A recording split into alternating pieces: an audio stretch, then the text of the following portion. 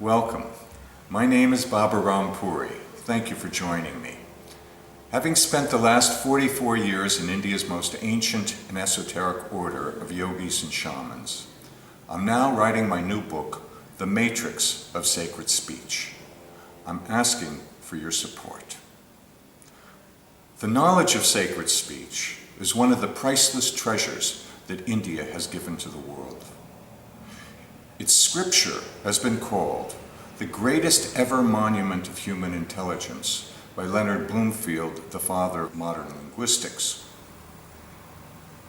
I will personify speech as a goddess, the matrix of sacred speech. The matrix is the mother goddess.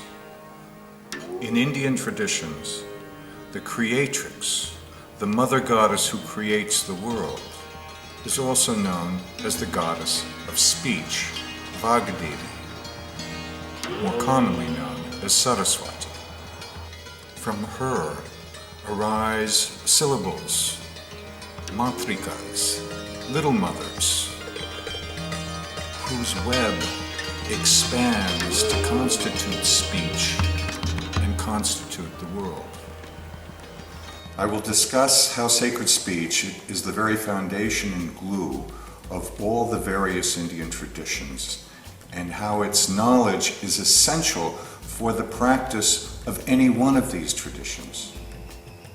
Besides the great importance for those of us involved in Indian disciplines and traditions, including yoga, all of us are born with an innate capacity for acquiring and using language. And that capacity represents our potentials for knowing ourselves and the world. As it is language that comes to the child from the mother, speech comes to the child from nature, from his or her human nature. In the first part of the book, we'll take a look at the nature of sacred speech, its origins, its lineages, its great masters, their teachings, and how we may apply those teachings in our lives today. We will look at how the ancient Indian grammarians were entrusted by the public to maintain the integrity of speech, especially for the Vedic sacrifice, which they considered responsible for their very prosperity. The goal of these Indian grammarians was not mere intellectual knowledge, but direct experience of ultimate truth. Knowledge of this special grammar, which results in a very enhanced speech, not only conveys meaning, but also enables one to see reality.